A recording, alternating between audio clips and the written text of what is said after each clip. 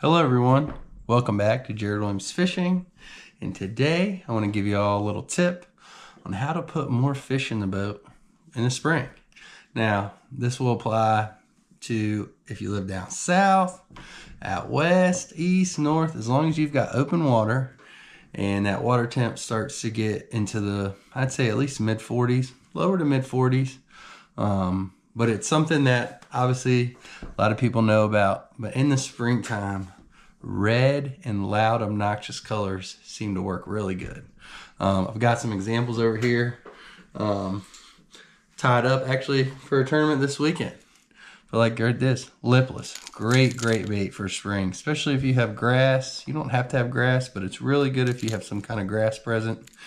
But something like this, red chartreuse, works really good.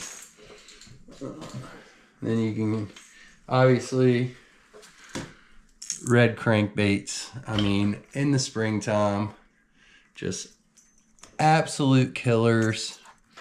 You know, you can't go wrong. I mean, I've even caught them in the summertime on red. I don't know why everybody thinks it's just a springtime deal. But then you can throw other stuff that's a little sneaky, like a red swim jig with a red crawl on there. Again, works really good if you have grass or if you have a big flat that they're starting to pull up on.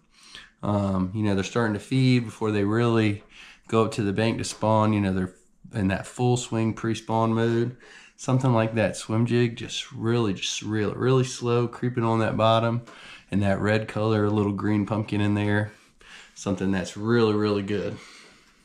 And of course, going to obnoxious colors, spinnerbait.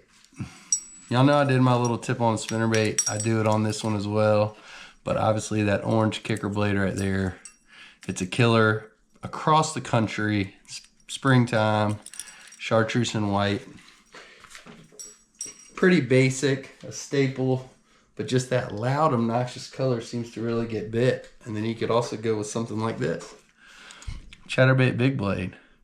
You know, and that kind of like coleslaw looking color. Another really good bait. Again, same kind of place where you were throwing the swim jig. You got a big flat, somewhere you can creep it because the big blade does have a tendency to rise and come to the surface.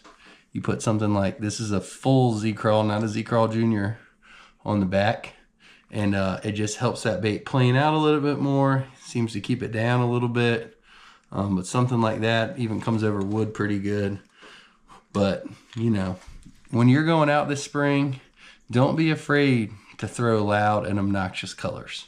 I promise you, you will catch more fish than you realize, and you'll look like, what does this even look like? Nobody knows, nobody cares, as long as you put some fish in the boat.